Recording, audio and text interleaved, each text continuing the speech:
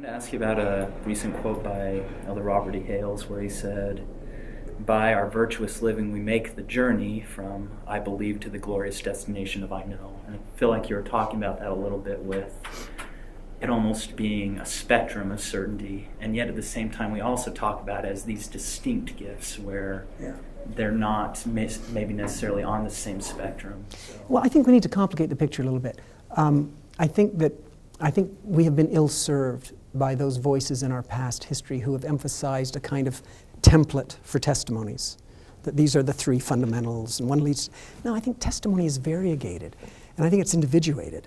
And I think, you can have a testimony of tithing, you can have a testimony of revelation, you can have a testimony of the book.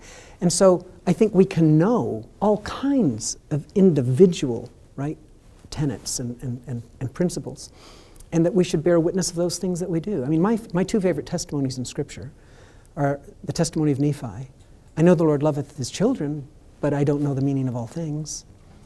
And the blind man who says, well, I don't know about this or that, but I was blind and now I see, I can testify of that.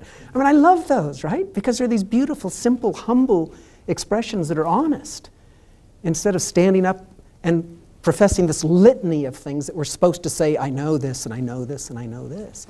And I think our culture and our spiritual lives would be so enriched if we learned to bear more authentic testimony and not be afraid to acknowledge what we don't know.